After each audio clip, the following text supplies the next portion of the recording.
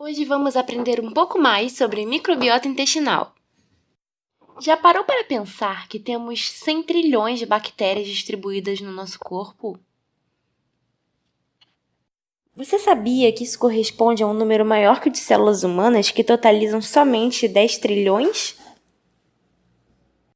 No intestino não é diferente. A flora intestinal em indivíduos adultos somam aproximadamente 1,5 kg de bactérias da microbiota. Nessa lâmina histológica, vocês podem ver o estômago, que, assim como o intestino, possui muitas bactérias habitando a superfície da sua mucosa. Nessa imagem, os corações representam as áreas do estômago mais povoadas pelas bactérias, que habitam a superfície da sua mucosa. Nessa lâmina histológica de intestino grosso, vemos áreas arroxeadas ricas em células de defesa como linfócitos. Esses linfócitos monitoram a área ao seu redor, impedindo que as bactérias da microbiota, representadas pelos corações, entrem dentro da mucosa intestinal. Mas não fique assustado.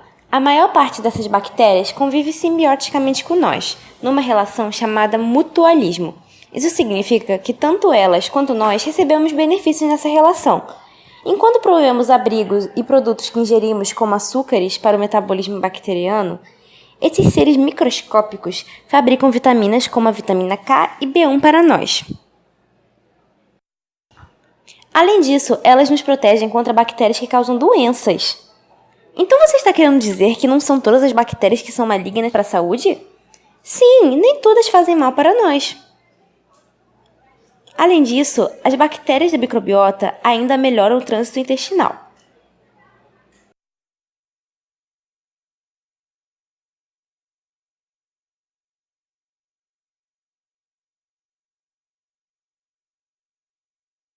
Mas você deve estar pensando, de onde vêm todas essas bactérias? Como elas entram no nosso intestino e ficam convivendo com a gente?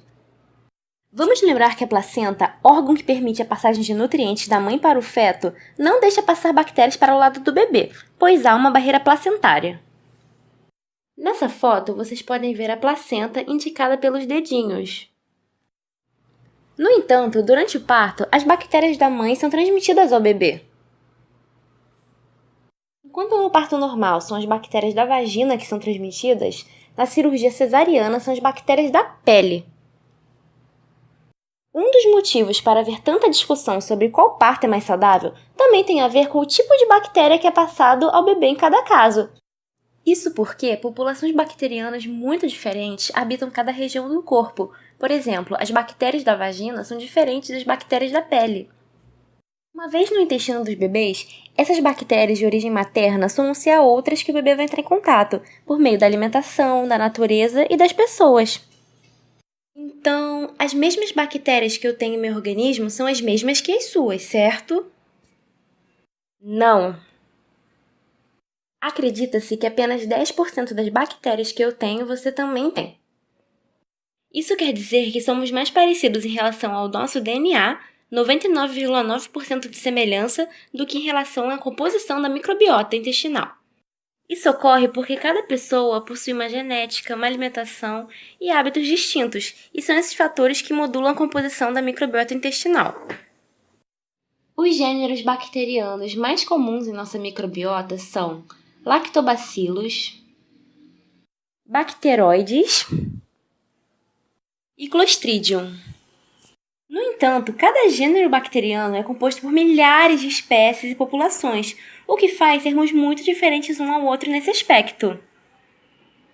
Acredita-se, inclusive, que as bactérias da microbiota podem influenciar em nosso comportamento, sendo correlacionadas com a depressão. Além disso, dependendo do que você come e da composição da sua microbiota, essas bactérias podem tirar mais ou menos energia dos alimentos, podendo induzir obesidade. Em um experimento, viu-se que, se a microbiota de um rato gordo fosse transferida para um rato normal sem microbiota, esse rato normal começaria a engordar. Da mesma forma, foi realizado o transplante de bactérias intestinais de crianças desnutridas para ratos normais, e esses animais perderam 30% do seu peso corporal.